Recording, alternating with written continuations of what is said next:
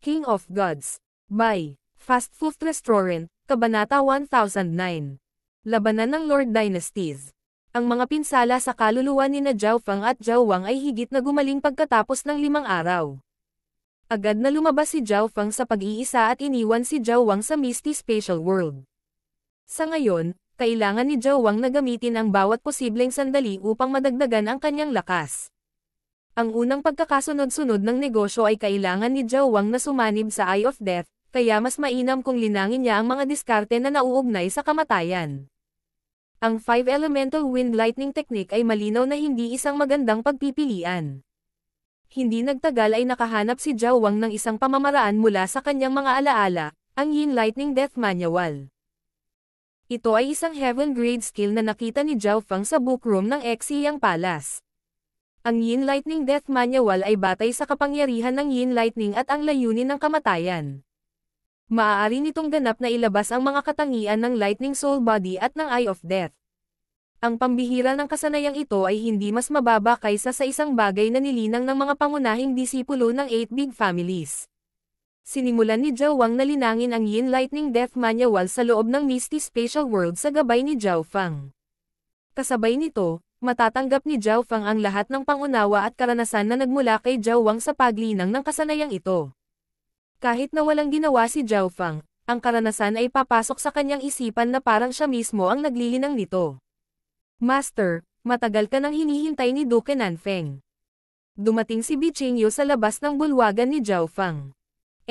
Nagpadala si Bi Qingyu kay Zhao Feng ng ilang balita sa pamamagitan ng Dark Heart Seal pagkatapos niyang linangin ang Soul Splitting Technique.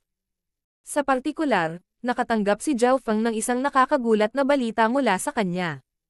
My Lord, naglakad sina Zhao Feng at Bi Qingyu papunta sa isang malawak na bulwagan, at maaaring hulaan ni Zhao Feng kung bakit nandito si Duke Nanfeng. Si Zhao Feng, ang Great Gun Lord Dynasty at ang Dark Moon Lord Dynasty ay nagsimula ng isang digmaan. Sabi ni Duke Nanfeng sa napakasimpleng paraan. Dapat nagsimula ito habang nangyayari pa ang paglilitis sa Crown Prince, tama ba? Tanong ni Zhao Feng. Ang mga hindi tao ay maaaring umatake noong nagsimula ang paglilitis sa Crown Prince dahil iyon ay noong ang Draconic Providence sa labas ay pinakamahina. Tama iyan. Nahuhulaan na iyon ng mga eksperto ng maraming puwersa mula sa tangkang pagpatay sa Great Gun Imperial Palace kalahating taon na ang nakalipas, ngunit karamihan sa kanila ay nag-iisip pa rin na ito ay isang maliit na sagupaan lamang at walang malaking mangyayari. Gayunpaman, nagsimula ang isang tahasang digmaan sa pagitan ng dalawang Lord Dynasties. Gayunpaman, kahit na ang Great Gun at Dark Moon Lord Dynasties ay lumaban sa isa't isa, hindi na kailangang dumating si Duke Nanfeng at hintayin si Zhao Feng na umalis sa pag-iisa. Dahil dito, nagsalubong ang mga kilay ni Zhao Feng. Kakasimula pa lang ng digmaan, at ang Great Gun Lord Dynasty ay dahado na. Alam ni Duke Nanfeng kung ano ang pinagtataka ni Zhao Feng at ipinaliwanag nito. Mula sa hitsura nito, ang mga hindi tao ay handa para dito at gumawa ng maraming paghahanda. Bahagyang nagbago ang ekspresyon ni Zhao Feng. Ayon sa alam ni Zhao Feng, ang Tai at Yu families ay parehong nagbabantay sa border region. Makikita ng isang tao kung gaano kalakas ang mga hindi tao mula sa katotohanan na ang Great Gun Lord Dynasty ay agad na dahado. Sa makatuwid, ang Great Gun Lord Dynasty ay nagpadala ng Clan Summoning Order. Patuloy ni Duke Nanfeng. Ang Clan Summoning Order ay nangangahulugan na ang lahat ng puwersa sa loob ng teritoryo ng Great Gun Lord Dynasty ay mapipilitang magpadala ng isang tiyak na bilang ng mga mandirigma sa mga frontline. Ang boses ni Bi Qingyu ay narinig sa isipan ni Zhao Feng. Ang mga puwersa sa loob ng teritoryo ng Great Gun Lord Dynasty ay pinrotektahan ng marahas na providence ng Great Gun Lord Dynasty, at sa gayon, sa isang tiyak na antas, nagawa nilang mag-order ng mga puwersa sa paligid. Walang sinabi si Zhao Feng matapos itong marinig. Ito ay tiyak na hindi kasing simple ng ganun lang. Ngayong nakumpirma na ang Crown Prince, lahat ng iba't ibang puwersa ay nakatayo sa likod ng iba't ibang paksayon. Kasama dito ang mga nasa front lines. Halimbawa, sinuportahan ng Tai family ang 4th Prince habang sinusuportahan ng Yu family ang 8th Prince. Ang digmaan sa pagitan ng mga Lord Dynasties ay kakilakilabot para sa 9th prize. Paano ipinamamahagi ang mga puwersa kapag sila ay pumunta sa larangan ng digmaan? Tanong ni Zhao Fang. Sila ay nasa ilalim ng utos ng Sacred King Feather Spirit, ngunit lahat ng maliliit na gawain ay ibinibigay sa kanyang mga nasasakupan. Dumating din ako para dito. Sinuportahan din ni Duke Nanfeng ang Ninth Prince, at halatang ayaw niyang makitang ginagamit ng ibang mga prinsipe ang pagkakataong ito para harapin ang Ninth Prince. Si Duke Nanfeng ay isa ring imperial, at mayroon siyang ilang koneksyon sa loob ng pamilya. May mga contacts pa ako doon. Sa puntong iyon, ang iyong mga puwersa ay kasama ng aking mga bantay. Sabi ni Duke Nanfeng. Bilang pinuno ng isang mahusay na sona ng isla, kailangan din ni Duke Nanfeng na magpadala ng mga puwersa sa larangan ng digmaan. Ipapaubaya ko ito sa iyo, my lord. Ngumiti si Zhao Fang at sinabi. Sa tulong ni Duke Nanfeng, ang mga puwersang ipinadala ng Ocean Smoke Pavilion ay hindi papasok sa sitwasyon ng kawalan ng pag-asa. Susubukan ko ang aking makakaya upang tipunin ang lahat ng iba pang puwersang sumusuporta sa Ninth Prince. Si Duke Nanfeng ay may seryosong ekspresyon. Kung ang Ninth Prince ay naging Sacred Emperor, ang katayuan at kapangyarihan ni Duke Nanfeng ay tataas ng ilang antas.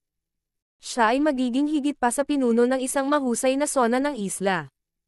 Higit pa rito, makakatulong din ito kay Zhao Fang na maalis ang anumang panganib. Alam niya ang tungkol sa away sa pagitan ni Zhao Fang at Nine Darkness Palace. Iyon ay magiging pinakamahusay. Tumanggaw si Zhao Fang. Hindi niya hinayaang maging masyadong mahina ang mga puwersang sumusuporta sa ika-9 na prinsipe. Kung ang mga puwersang sumusuporta sa ika-9 na prinsipe ay ganap na mapapawi, paano niya magagawang maging Sacred Emperor sa kanyang sarili? Si Zhao Fang at ang Ninth Prince ay nasa parehong bangka ngayon. Kung nabigo ang Ninth Prince, hindi magiging sapat ang puwersa ni Zhao Fang na mag-isa para pangasiwaan ang Nine Darkness Palace. Kung hangin na ang Ocean Smoke Pavilion, Shi family, at iba pa, bababa ang tsansa ng Ninth Prince na maging Emperor. Bichinyo, tipunin ang aming mga puwersa ng mabilis.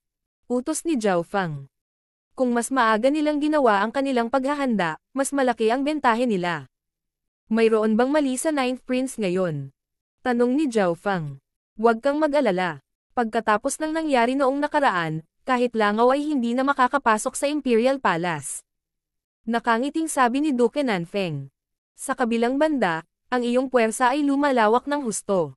Sabi ni Duke Nanfeng habang bumantong hininga. Nakatanggap siya ng balita tungkol sa nangyari sa 8-Star Tower at sa Ghostfire Clan. Ang puwersa ni Zhao Fang ay muling lumawak, at ang kanyang sariling lakas ay tumaas din sa maraming aspeto. Ang kabuuang lakas ng kanyang puwersa ay nalampasan na ang normal na 3-star powers. Ang tanging kulang sa kanila ay mga dalubhasa at mapagkukunan. Ang Ocean Smoke Pavilion na tinatawag ng Clan Summoning Order sa oras na ito ay hindi magandang bagay. Gayun din, ang utak sa likod ng Ghostfire Clan at ng 8-Star Tower ay Nine Darkness Palace. Nalaman ni Duke Nanfeng na ang Ghostfire Clan at Nine Darkness Palace ay talagang may napakatagong relasyon, at nag-aalala siya para kay Zhao Fang. Kung hindi dahil sa paglilitis sa Crown Prince, malamang ay napatay na si Zhao Fang ng Nine Darkness Palace. Kasabay nito, hinangaan niya si Zhao Fang sa katotohanang nakaligtas siya laban sa Nine Darkness Palace sa napakatagal na panahon at pinalawak pa rin ang kanyang puwersa. Naiintindihan ko. Isang malamig na liwanag ang sumilay sa mga mata ni Zhao Fang. Pagkaraan ng isang araw, pinangunahan ng isang quasi-sacred lord mula sa Ocean Smoke Pavilion ang isang malaking grupo ng mga tao at umalis sa Misty Moon Island Zone kasama si Duke Nanfeng. Pagkatapos ay muling pumasok si Zhao Fang sa pag-iisa. Sa loob ng Misty Spatial World, si Zhao Fang at Zhao Wang ay nakaupo sa tapat ng isa't isa. Sisimulan ko ng pinuhin at pagsamahin ang Eye of Death ngayon. Umikot ang gininto ang liwanag sa kaliwang mata ni Zhao Fang, at ang Eye of Death na umiral sa parang kaluluwang estado ay lumitaw sa hangin. Dahil masyadong malakas ang Eye of Death, kinailangan itong personal na pinuhin ni Zhao Fang. Naging seryoso ang ekspresyon ni Zhao Fang habang ang malakas na pag-akyat ng Soul Intent ay tumakip sa Eye of Death at dahan-dahan ang pinagsanib ito sa posisyon ng kanang mata ni Zhao Wang. Ang Eye of Death ay biglang nagsimulang manginig. Agad itong pinigilan ni Zhao Fang gamit ang kanyang Soul Intent. Nabigo lang ang huling pagsasama dahil sa pagtanggi ng God's Spiritual Eye ni Zhao Fang sa Eye of Death. Bahagyang natakot ito sa kaluluwang katawan ni Zhao Fang, at sa wakas ay sumuko ito laban sa kanyang makapangyarihang Soul Intent. Pagsamahin. Isang surge of soul power ang lumabas mula sa kaluluwa ni Zhao Feng at naging kulay abo at purple na apoy, tulad ng sinabi ng soul refining eye technique. Weng. Isang bola ng kulay abo at lilang apoy ang sumunog kung saan naruroon ang kanang mata ni Zhao Wang, at siya ay napaungol ng malalim. Weng. Ang proseso ng pagpino ay lubhang matagumpay. Nagsimulang magbago ang kulay sa paligid ng Eye of Death nang sumanib ito sa kaluluwa ni Zhao Wang. Sa pinakadulo, kahit na ang mga simbolo ng God Tribulation Lightning ay nagawang gumalaw sa Eye of Death. Huminto si Zhao Feng sa pagtulong ng ang kulay sa paligid ng Eye of Death ay halos kapareho ng kaluluwa ni Zhao Wang. Kinailangan ni Zhao Feng na tulungan si Zhao Wang na gamitin mismo ang soul refining eye technique at idirekta ang sarili niyang kaluluwa upang ganap itong sumanib sa Eye of Death. Sa sandaling ang Eye of Death ay sumanib sa mata ni Zhao Wang, ang huli ay magkakaroon ng mga kakayahan ng Eye of Death. Sa sandaling ito, umalis si Zhao Feng sa Misty Spatial World at nagbigay ng ilang utos bago umalis sa Ocean Smoke Pavilion. Gamit ang markang iniwan ng Misty Spatial World, diretso siyang nakarating sa Duke's Palace, ngunit dahil wala si Duke Nanfeng, tumungo si Zhao Feng patungo sa Heili Province. Pagdating niya sa lalawigan ng Heili, nag-iwan siya ng spatial markang kasama ang Misty Spatial World. Sa isang tiyak na araw, sa paligid ng kagubatan na nakapalibot sa Ji family. Weng. Shua. Isang layer ng pilak ang kumikislap, at isang gintong figure ang lumitaw mula sa loob ng isang spatial ripple. Nag-iwan si Zhao Feng ng spatial marking dito nang umalis siya sa Ji family, at gumalaw ang kanyang mga mata sa sandaling dumating siya. Ang Eye of Death ay nagsanib na sa wakas. Ginamit ni Zhao Feng ang kanyang God Spiritual Eye para siyasatin si Zhao Wang sa loob ng Misty Spatial World.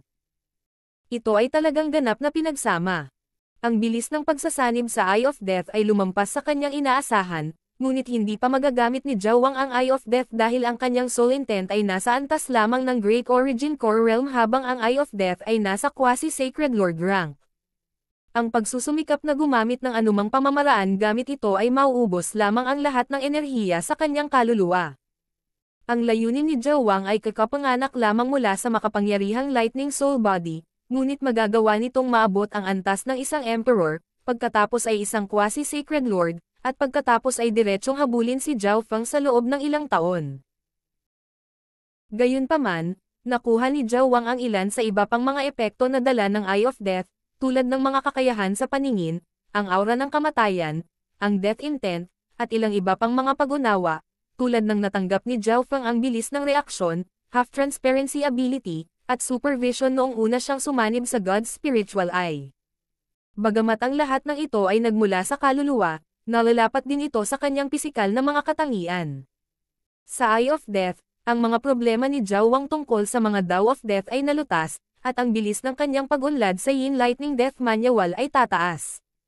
Kasabay nito, naramdaman ni Zhao Feng mula kay Zhao Wang na mayroon talagang Dimension of Death sa loob ng Eye of Death, ngunit hindi ito nabuksan ni Zhao Wang sa ngayon.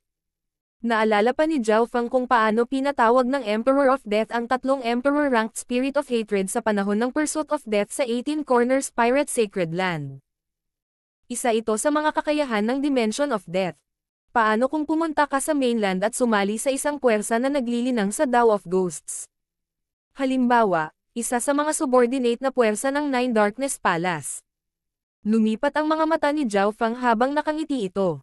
King of Gods, Kabanata 10:10. Ang reaksyon ng Bronze Coin. Paano kung pumunta ka sa mainland at sumali sa isang puwersa na naglilinang sa Dao of Ghosts? Halimbawa, isa sa mga subordinate na puwersa ng Nine Darkness Palace. Lumipat ang mga mata ni Zhao Feng habang nakangiti ito. Una, hindi dalubhasa si Zhao Feng sa landas na nilinang ni Zhao Wang. Makakatulong lamang siya sa paglutas ng mga problema ni Zhao Wang noong mga unang yugto. Pangalawa, si Zhao Feng ay walang maraming mapagkukunan na mayroong mga elemento ng kamatayan o Yin Lightning. Si Zhao Feng ay walang kahit na maraming mapagkukunan para sa kanyang sarili. Ang pagsama sa isang puwersa na nagle-inang sa Dao of Ghosts ay maaaring malutas ang parehong mga problema para kay Zhao Wang. Napakabilis ng kanyang cultivation, kaya maaaring mabilis din siyang makasali sa upper echelon at makatanggap ng mahalagang balita mula sa Nine Darkness Palace. Ito ay isang perpektong paraan upang makapasok sa puwersa ng kalaban. Ngayong nasa digmaan sila, Dapat na mas madaling makadaan si Zhao Wang. Umalis si Zhao Wang pagkatapos magawa ang desisyon, at binigyan siya ni Zhao Feng ng ilang mapagkukunan, armas, at nakatagong trump card. Pumasok si Zhao Feng sa Ji family pagkaalis ni Zhao Wang.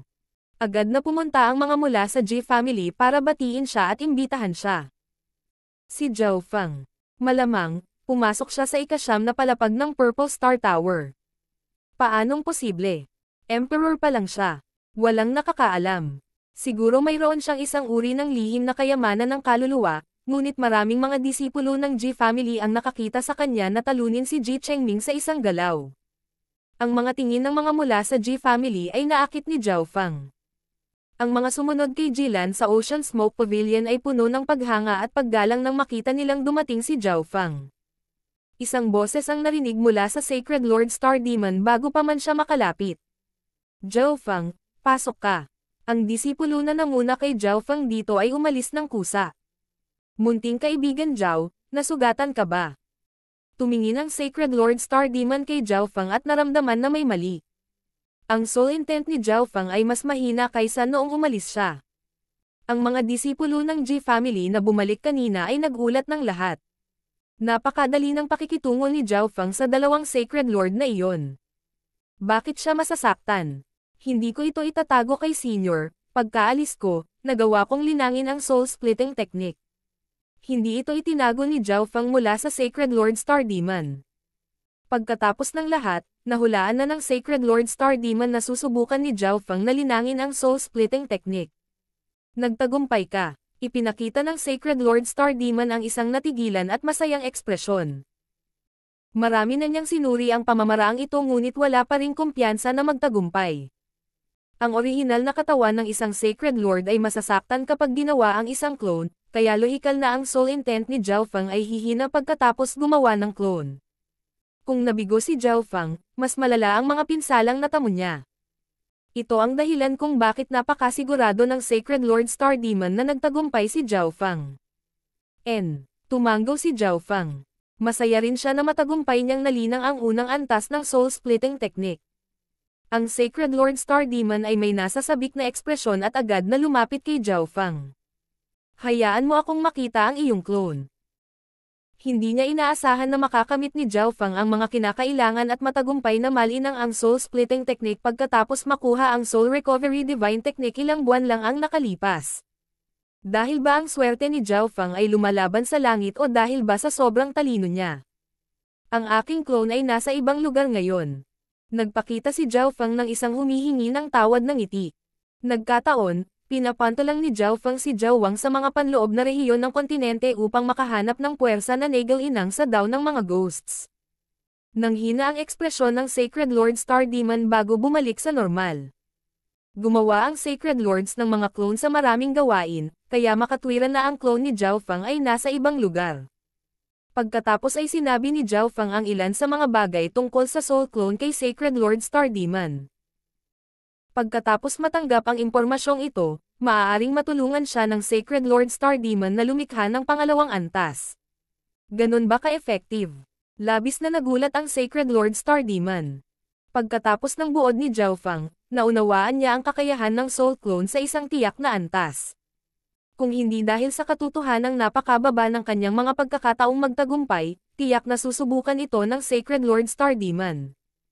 Ayaw niyang kumilos ng padalos-dalos. Ngayong may digmaang nagaganap, walang nakakaalam kung ano ang mangyayari, at bilang Grand Elder ng Ji family, ang kanyang buhay ay hindi na sa kanya lamang. Gaano kalaki ang pag-unlad ng Little Friend Zhao sa ikalawang antas ng soul-splitting technique? Tanong ng Sacred Lord Star Demon. Ang pamamaraan na ito ay hindi simple at hindi maaaring tingnan mula sa isang normal na pananaw. Ito ay lubhang mahirap upang mapabuti. Walang gaanong pag-unlad. Ang soul intent ni Zhao Feng ay halos bumaba sa quasi-sacred lord level matapos linangin ang unang level. Kahit na nagawa niyang gawin ang pangalawang antas, hindi ito linangin ni Zhao Feng sa ngayon. Sa makatuwid, nagbasa lamang si Zhao Feng ng ilang iba pang mga libro upang palawakin ang kanyang kaalaman at pundasyon upang makapaghanda sa paggawa ng pangalawang antas mamaya. Kung gayon ang little friend ay maaaring manatili sa likod upang makipag-usap sa akin. May sasabihin din ako sa'yo. Isinasantabi ng Sacred Lord Star Demon ang issue sa soul-splitting technique sa ngayon. Sinabi sa akin ng ikawalong prinsipe na pipiliin niyang tumayo sa panig ng Ninth Prince at suportahan ang Ninth Prince. Ngumiti ang Sacred Lord Star Demon at sinabi, ito rin ang gusto niya. Ayaw niyang paalisan ang pamilya G sa 8th Prince para sumama sa panig ng 9th Prince. Bagamat natapos na ang paglilitis sa Crown Prince at normal na para sa mga puwersa na muling piliin kung sino ang kanilang sinusuportahan, makakaapekto pa rin ito sa reputasyon ng G family na lumipat lang ng panig. Ang ikawalong prinsipe. Tumigil sandali si Zhao Fang. Hindi niya inasahan na ang ikawalong prinsipe ay gumawa ng desisyon ng ganoon kaga pagkatapos ng paglilitis sa Crown Prince. Naramdaman ni Zhao Fang na malaki ang naging bahagi niya kung bakit ginawa ng 8th Prince ang desisyong ito. Gayunpaman, ito ay mabuti rin. Ang 9th Prince ay mahina pa rin, at sa tulong ng ikawalong prinsipe, ang kanyang kabuoang lakas ay lalapit sa antas ng ikalabintatlong prinsipe. Higit pa rito, sinuportahan din ng pamilya Yu ang 8th Prince, at isa sila sa mga pangunahing kapangyarihang lumalaban sa frontline. Nangangahulugan ito na ang mga puwersang sumusuporta sa ikasyam na prinsipe ay may maaasahang kapag pumunta sila sa mga frontline at hindi matarget ng mga puwersa mula sa iba pang paksayon. May balita ba ang Senior Sacred Lord Star Demon tungkol sa tagapagmana ng Eyes of Samsara? Binago ni Zhao Fang ang paksa at sinabi sa mahinang tono. Ito rin ang isa sa mga pangunahing dahilan kung bakit siya narito, upang mahanap ang kinaroroonan ng mga Eyes of Samsara. 2 buwan na ang lumipas. Kung mahahanap nila siya, dapat ay mayroon na sila ngayon. Hindi pa rin namin mahanap ang kanyang lokasyon. Napabuntong hininga ang Sacred Lord Star Demon, at nagdilim ang ekspresyon ni Zhao Fang. Handa na siya para dito. Gaya ng inaasahan, mas mahirap hanapin ang isang taong kumilos ng mag-isa. Higit pa rito, ang may-ari ng Eyes of Samsara ay hindi ordinaryong tao. Ngunit nakahanap ako ng lugar na maaaring kung saan nakatira ang may-ari ng Eyes of Samsara. Sabi ng Sacred Lord Star Demon. Senior, sabihin mo sa akin. Nagbago ang ekspresyon ni Zhao Fang. Sasamahan kita. Biglang lumabas ng hall ang Sacred Lord Star Demon at dumaan sa purple mist habang si Zhao Fang ay sumunod sa likod. Sa loob ng isang araw, nakarating ang dalawa sa dagat ng berdeng kawayan.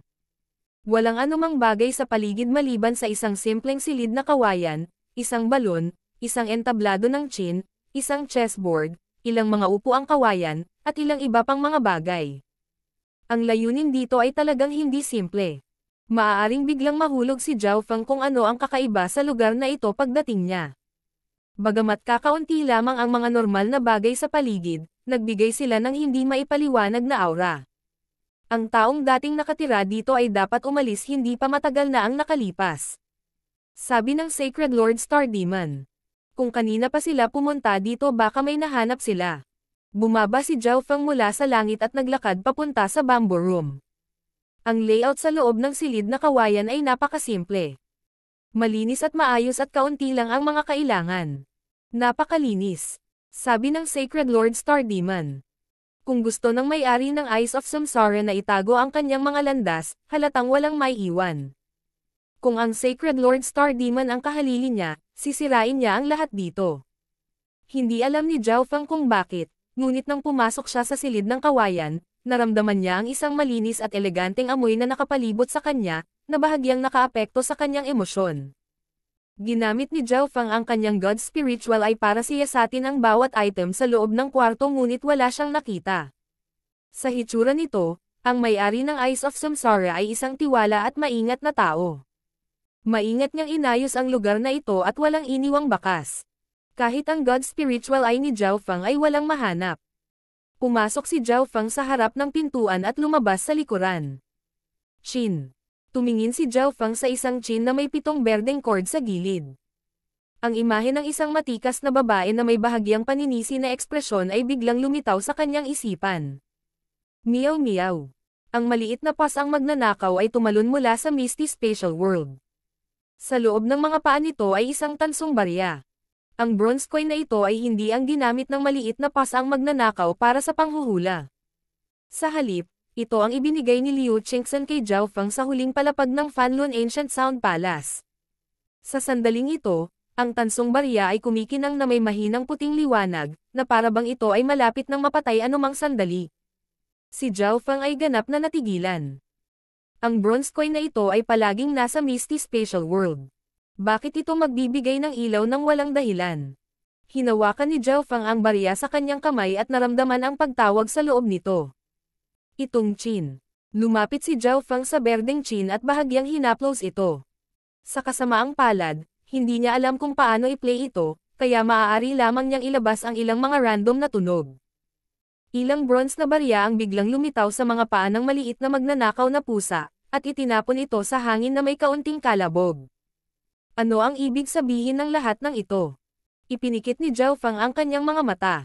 Bakit nag-react ang bronze coin nang matagpuan niya ang lugar na dating tinitirhan ng may-ari ng Eyes of Samsara? Higit pa rito, ito ay tila isang normal na Qin lamang, kaya bakit nag-react ang barya? Maaaring ito ang Qin na ginamit ng may-ari ng Eyes of Samsara. Ang bronze coin kaya ay nagsasabi kay Zhao Feng na ang mata ni Samsara ay makakatulong sa kanya na mahanap si Liu Qingzhen. O may iba pa. Mahigpit na hinawakan ni Zhao Feng ang bronze coin sa kanyang kamay at nag-isip ng mahabang panahon ngunit hindi niya maintindihan. Ang bronze coin sa gitna ng kanyang palad ay biglang nagsimulang maglabas ng puting liwanag, at naramdaman ni Zhao Feng ang isang hindi maipaliwanag na kapangyarihan ng tadhana na umaabot sa isang tiyak na lugar. Iniunat ni Zhao Feng ang kanyang braso at dahan-dahan itong ginalaw. Sa isang tiyak na sandali sa oras, ang bronze coin ay naglabas ng mahinang kislap ng liwanag para sa isa pang saglit bago tuluyang nawala. Naubos na lahat ang kapangyarihan sa loob ng bronze coin. Ang direksyong iyon ay hilaga. Inilagay ni Zhao Feng ang bronze coin at tumingin sa hilaga. Ang Sacred Lord Star Demon ay nakatayo sa likod ni Zhao Feng at tila may iniisip. Napabuntong hininga siya nang makita ang kakaibang kilos ni Zhao Feng, ngunit hindi niya ito ginambala. Senior Sacred Lord Star Demon, bumalik tayo. Si Zhao Feng ay umakyat sa hangin pagkaraan ng ilang sandali. Nanatili si Zhao Feng sa parehong lugar na tinitirhan niya noong huling nanatili niya at bibisita sa pribadong bulwagan ng Sacred Lord Star Demon araw-araw. Ang Sacred Lord Star Demon ay ganap na nagbukas ng kanyang koleksyon kay Zhao Feng, at si Zhao Feng ay ganap na nahuhulog sa isang mundo ng mga kaluluwa at ay bloodline na kaalaman. Sa isang tiyak na araw, muling dumating si Zhao Feng sa Purple Star Tower. Nakakuha na siya ng access sa Purple Star Tower ng permanente. Kailangang malaman ng isa na tanging ang mga Grand Elder ng G Family ang may karapatang ito. King of Gods, Kabanata 10:11. Pagtungo sa larangan ng digmaan. Young Master Zhao, mangyaring pumasok. Tumayo ang Elder sa harap ng Purple Star Tower at magalang na sinabi. Pumasok si Zhao Feng sa Purple Star Tower habang ang ibang mga disipulo ay nag-uusap sa kanilang mga sarili. Hindi na kailangang mag-alala ni Zhao Feng tungkol sa limitasyon sa oras o limitadong bilang ng mga entry sa Purple Star Tower, kaya dumiretso siya sa ikawalong palapag, na angkop para sa mga Sacred Lords. Siyempre, ang epekto ng ikawalong palapag kay Zhao Feng ay mas malakas kaysa dati. Dahil ang ikawalong palapag ay isang lugar ng paglilinang na angkop para sa mga Sacred Lords, tinatanggap nito ang mga nasa simula, maaga, at huling yugto ng Mystic Light Realm.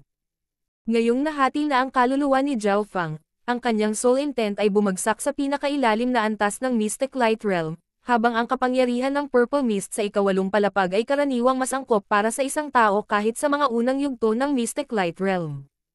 May kabuuang 5 futon sa ikawalong palapag, at lahat ng mga ito ay walang laman. Sa kabutihang palad, ang Purple Star Tower ay maaaring tumaas ang rate kung saan ko pinuhin ang aking soul intent. Umupo si Zhao Feng sa isang random na futon. Ang soul splitting technique ay isang soul refining technique, at ang orihinal na teorya sa likod ng technique na ito ay ganito. Ang dalawang kaluluwa ay mangangahulugan ng 2 beses sa bilis ng cultivation, at ang dalawang kaluluwa ay maaaring magsanib muli, na nagpapataas ng soul intent ng isang tao sa ibang antas.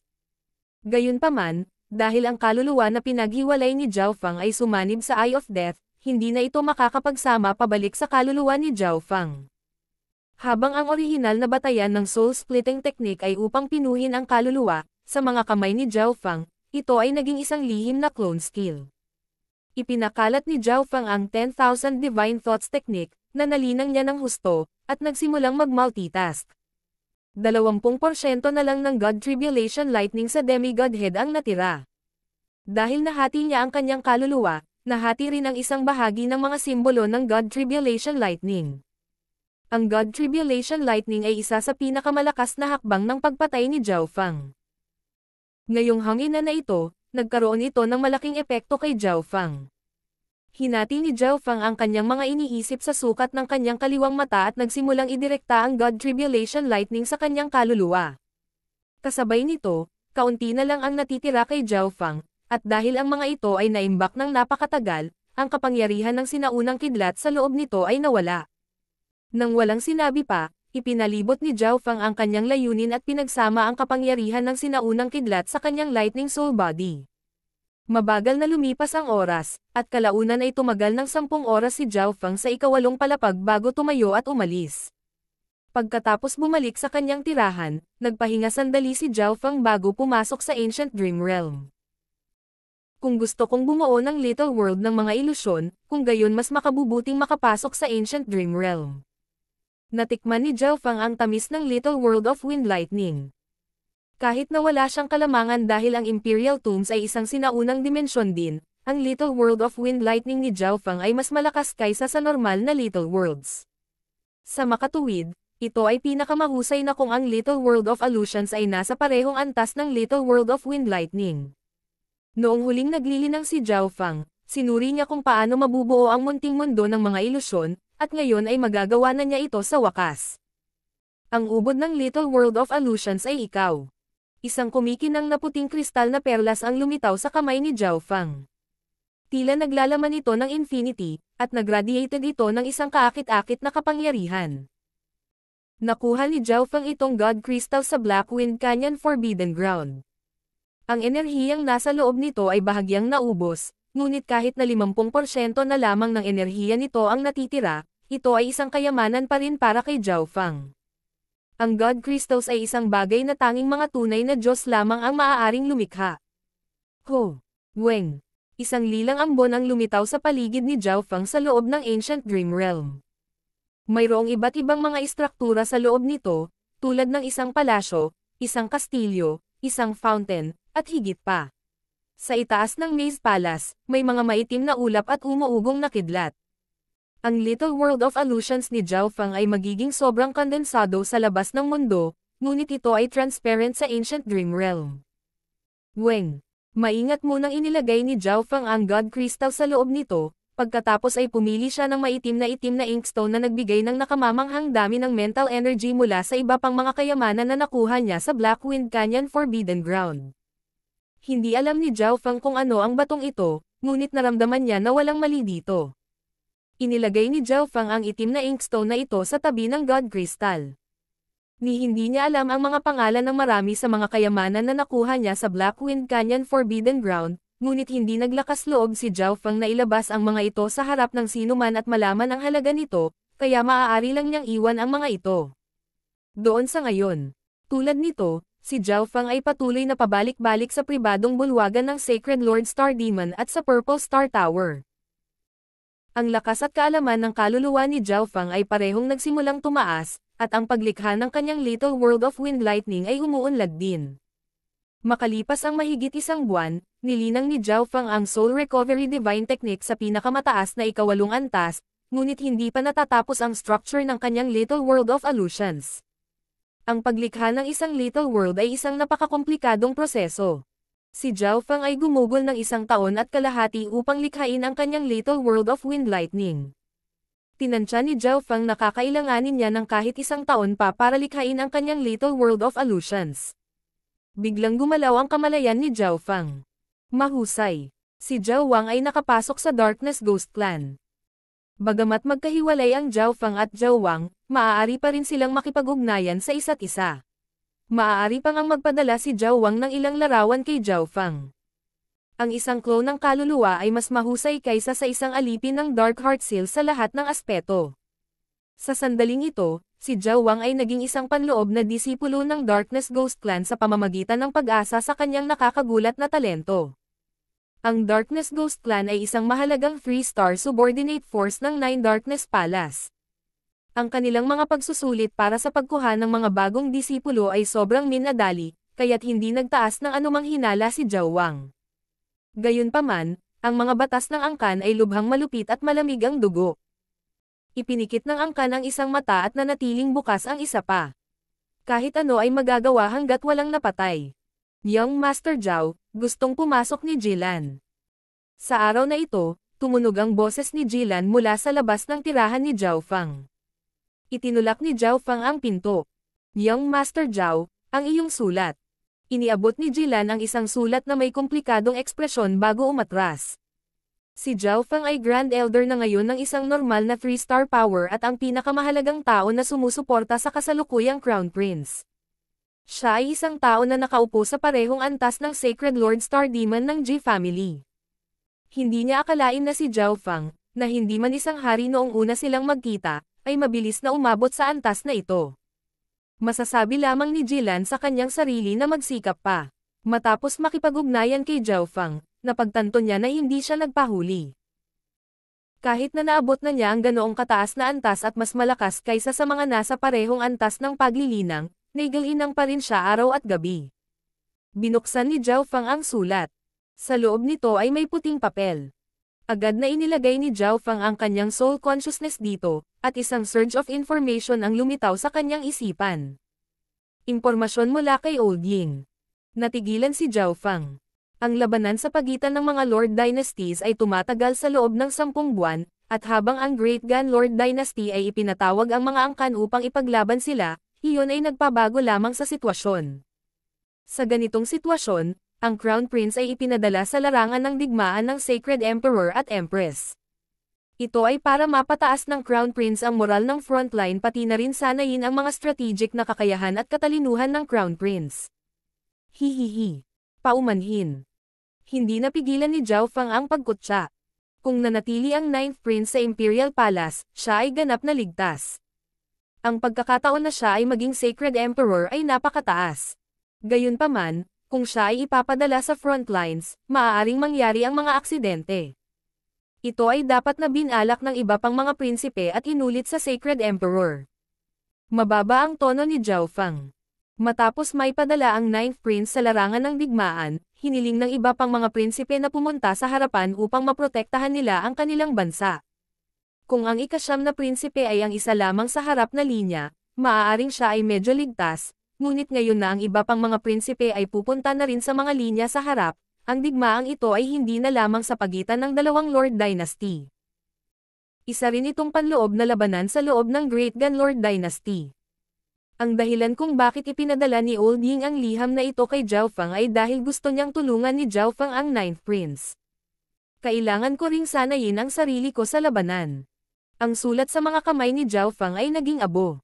Si Zhao Fang ay nakapatay ng maraming tao mula nang magsimula siya sa kanyang muling paglilinang, ngunit ngayon na ang kanyang lakas ay nalampasan ang kanyang nakaraang buhay, oras na para lumabas at sanayin ang kanyang sarili.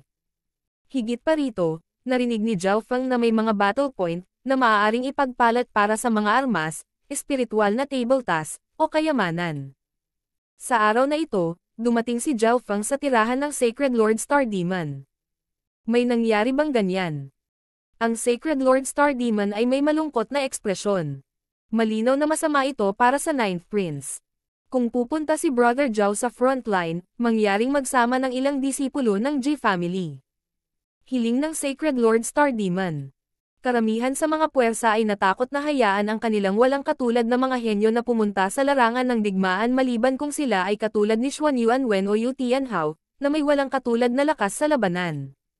Malinaw na ang Sacred Lord Star Demon ay nagtiwala kay Zhao Fang at handang ibigay ang mga henyo ng Ji family kay Zhao Fang. Walang problema. Bagamat medyo nahihirapan si Zhao Fang, pumayag pa rin siya. Kung tutusin, matagal na siyang nanatili sa Ji family, at inalagaan siya ng Sacred Lord Star Demon. Hindi mabilang na mahahalagang libro ang ibinigay sa kanya, pati na rin ang karapatang makapasok sa Purple Star Tower. Sinagot din ng Sacred Lord Star Demon ang mga tanong ni Zhao Fang at tumulong sa pagsusuri ng soul-splitting technique. Itinuring ng Sacred Lord Star Demon si Zhao Fang na parang sarili niyang disipulo, at wala pang nagawa si Zhao Fang para bayaran siya. Kinabukasan, sina Ji Huye, Ji Lan, Ji Tianming, tatlong disipulo ng Ji family, ay naghintay kay Zhao Feng sa labas ng Ji family. Ang tatlong miyembro ng Ji family ay napakatalino, at sila ay bahagi ng middle upper echelon ng Ji family. Bata pa sila at kulang sa karanasan at kaalaman, kaya kailangan nilang sanayin ang kanilang sarili. Makikinig kayo sa mga utos ko simula ngayon. Sabi ni Zhao Feng. Ginamit niya ang kanyang gods ay para mag-iwan ng tatlong marka sakaling may mangyari sa kanila. Naiintindihan. Sabay na nagsalita ang tatlo. Madaling nanatili si Zhao Feng sa ikawalong palapag ng Purple Star Tower, para sa Sacred Lords, sa panahon ng kanyang pananatili sa Ji family. Halos lahat mula sa Ji family ay alam ang kanyang pangalan. Ang tatlo ay walang mungkahi laban sa lamig o pagkontrol ng tono ni Zhao Feng. Alam nila na ang Grand Elder ay nagbigay sa kanila ng pagkakataong ito na matuto, at ito ay isang pagkakataon upang sanayin ang kanilang mga sarili. Matigas ang mga mata ni Jilan, at naikuyom niya ang kanyang mga kamao.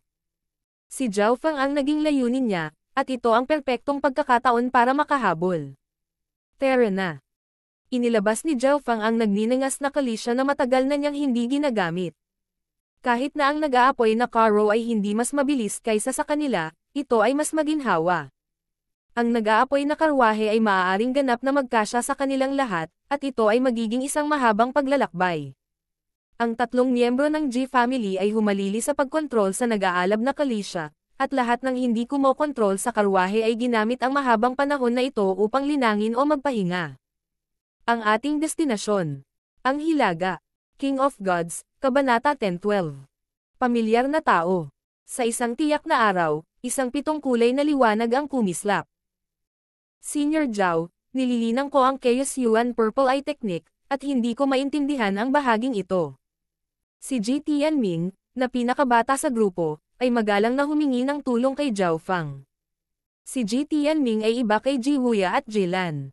Ito ang unang pagkakataon na talagang nakipag-ugnayan siya kay Zhao Feng, kaya siya ang pinakamainit at magiliw. Nakilala ni Ji Wuya si Zhao Feng pagkatapos lamang mag-evolve ang God Eye ng huli, at natalo siya kay Zhao Feng sa isang galaw mula sa kanyang kakayahan sa disintegrasyon. Para kay Jilan, siya ang kaaway ni Zhao Feng sa Divine Illusion Dimension. Hayaan mo akong tingnan ang iyong diskarte.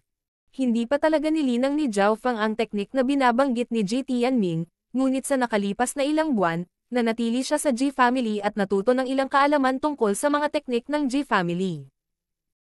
Sa kanyang nakamamanghang kakayahan sa pagkopya ng mga bagay, sa loob lamang ng isang maikling buwan o dalawa, ang kanyang pag-unlad ay katulad ng ibang nag-aaral sa loob ng 5 o 6 na taon.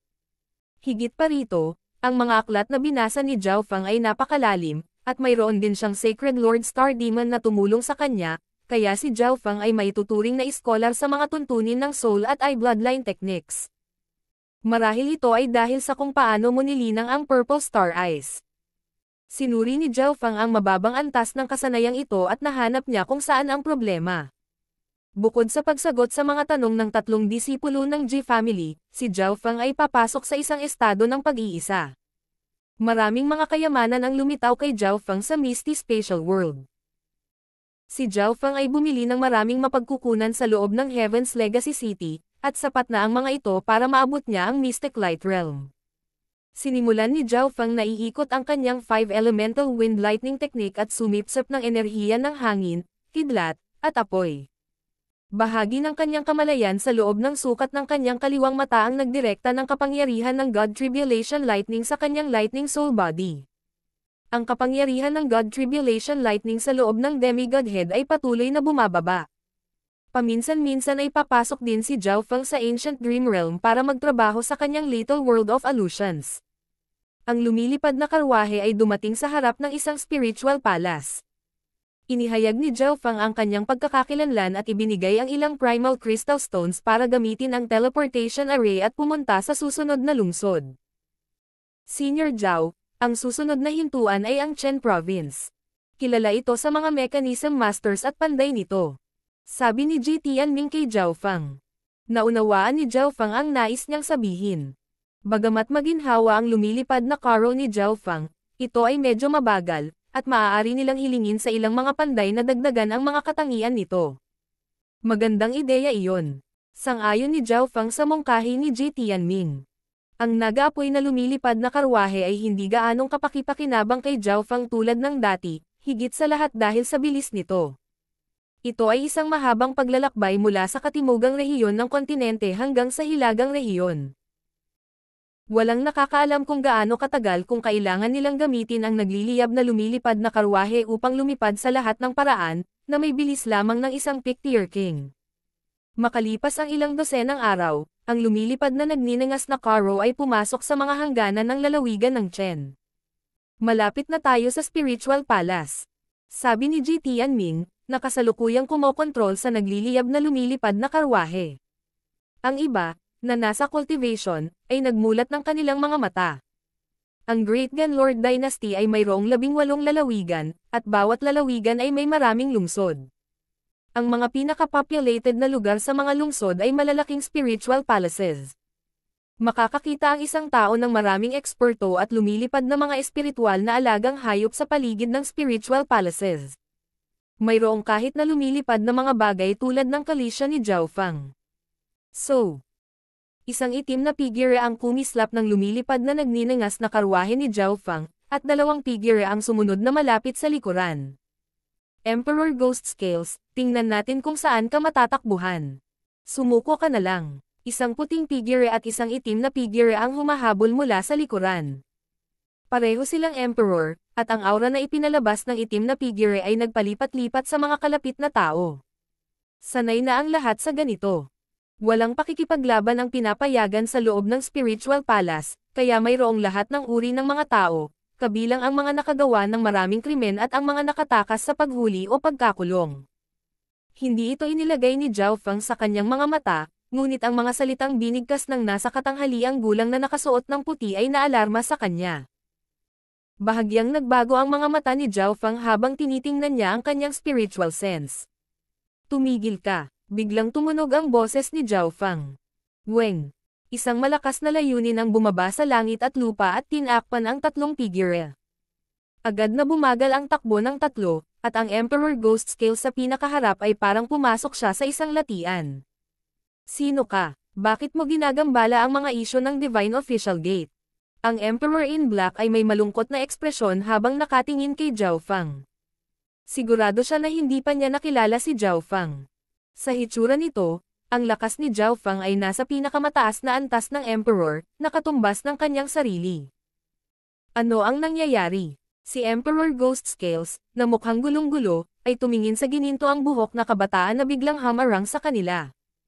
Hindi niya nakilala si Zhao Feng, ngunit ngayong pinigilan sila ni Zhao Feng, gagawin ng Emperor Ghost Scales ang lahat hanggat mabubuhay siya. Ang mga ekspresyon ng 3 disipulo ng Ji family ay hangin na rin. Hindi nila inaasahan na may pakialam si Zhao Feng sa maliit na bagay na ito.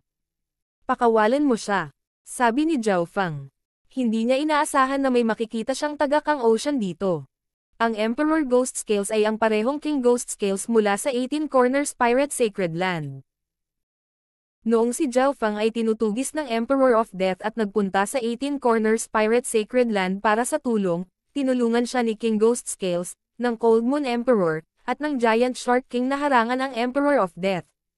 Hindi pa rin nababayaran ni Zhao Feng ang pabor na ito. Nagbago ang ekspresyon ng Emperor Ghost Scales. Hindi niya inaasahan na talagang tutulungan siya ng batang Emperor na ito. Kaka-rating lang ni Emperor Ghost Scales sa Continent Zone at hindi niya naalala na may nakilala siya. Malungkot ang ekspresyon ng nasa katanghaliang gulang na nakaputi. Hindi niya inaasahan na napakaswerte ni Emperor Ghost Scales at nakilala niya ang isang kaibigan. Isa pa, tila medyo nakilala niya ang batang gininto ang buhok. Medyo nabusog ka sa sarili mo, di ba? Ang Emperor na nakaitim na umuungal. Masasabi niyang hindi simple si Zhao Feng dahil mayroon siyang napakalakas na lakas sa murang edad, ngunit napakaraming tao ang nanonood. Kung hahayaan niyang umalis si Emperor Ghost Scales ng ganoon lang, mawawala ang lahat ng mukha ng kanyang angkan. Habang ang Divine Official Gate ay isang pick 2-star power lamang, ang kanilang Grand Elder ay magagawang maging isang Sacred Lord sa loob ng 100 taon. Sumama ka sa akin. Walang pakialam si Zhao Feng sa 2 Emperor at direktang nakipag-usap sa Emperor Ghost Scales. Young Master, salamat. Nagbago ang ekspresyon ng Emperor Ghost Scales. Bagamat pakiramdam niya ay may kakaiba, wala na siyang magagawa. Bukod pa rito, naramdaman ni Emperor Ghost Scales na ang kabataang ito sa kanyang harapan ay walang kaaway sa kanya, at ang tatlo pang nakasakay sa flying chariot ay pawang mga elite rin. Agad na lumipad ang Emperor Ghost Scales patungo kay Zhao Fang, at naging pangit ang mga ekspresyon ng dalawang Emperor mula sa Divine Official Gate. Nililigawan mo si kamatayan. Ang Emperor na nakaitim ay sumalakay, na naging sanhi ng pag-ikot ni Tro Yuan sa kalapit na kalawakan. Masasabi niya na si Zhao Fang at ang iba pang mga disipulo ng Ji family ay hindi pangkaraniwan, kaya hindi niya sila inatake.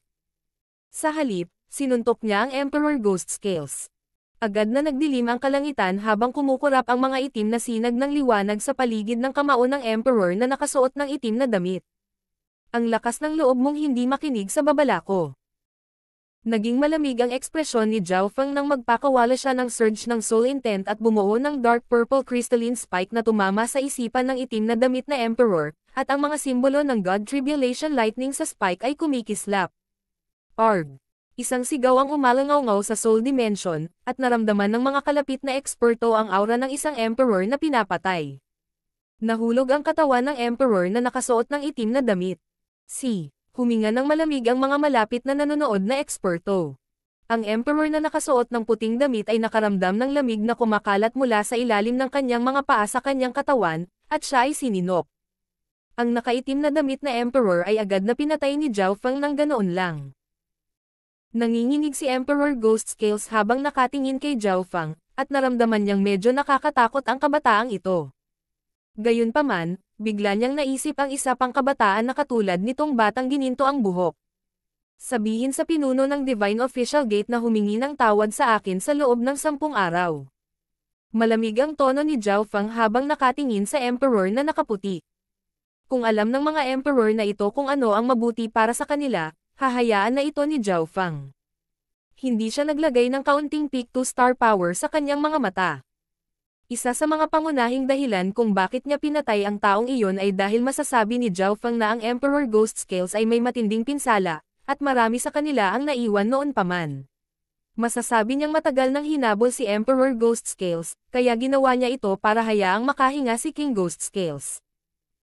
Ang Emperor na nakasuot ng puting damit ay nagsimulang tumakbo ng nagmamadali. King Ghost Scales, matagal na tayong hindi nagkikita. Hindi ko inaasahan na pupunta ka sa Continent Zone. Tumingin si Zhao Fang sa Emperor Ghost Scales. Ikaw si Zhao Fang. Nang marinig ni Emperor Ghost Scales ang mga salitang iyon, naisip niya ang Kang Ocean. Naisip niya kung paano umatake ang kabataang ito pati na rin ang kanyang imahe. Noon, ang Emperor Ghost Scales ay isa pa ring Tier King, ngunit kalaunan ay naging Emperor siya sa loob ng ilang taon pagkarating sa kontinente.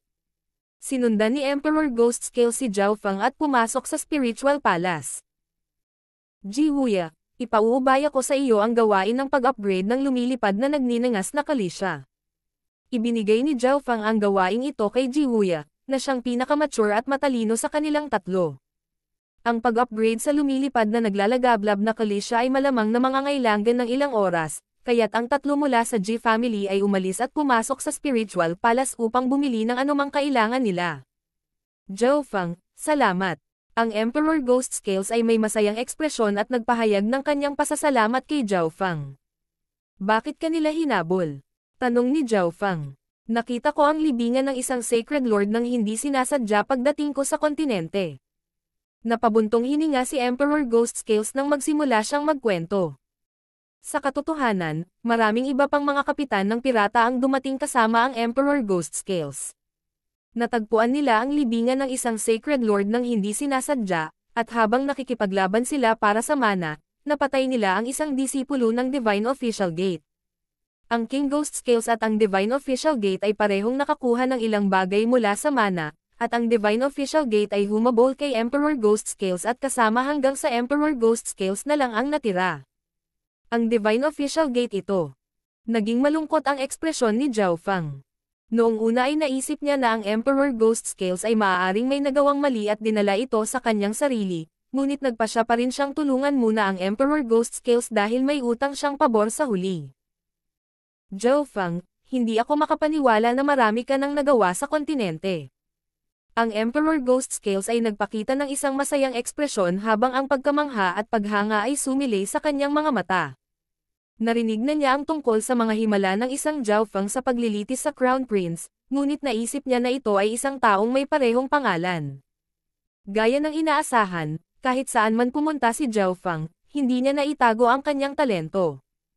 Sinabi ni Jiaofeng kay Emperor Ghost Scales ang tungkol sa kwento ng kanyang muling paglilinang. Kagagaling lang ni Emperor Ghost Scales sa kontinente, kaya wala siyang puwersa sa likod niya at hindi niya alam na kailangang muling magtanim ni Jiaofeng. Gayunpaman, sa ugali ni Emperor Ghost Scales, hindi talaga angkop para sa kanya na sumali sa isang clan. Matapos malaman na si Jiaofeng ay pupunta sa front lines, sinabi niya na gusto rin niyang sundan si Jiaofeng. Malinaw na hindi tatanggihan ni Jiaofeng ang alok na ito. Natanggap ni Jiaofeng ang mensahe ni Ji Wuya makalipas ang 5 araw na ang lumilipad na nagninangas na karwahe ay matagumpay na na-upgrade. Pwede na tayong maghanda para umalis.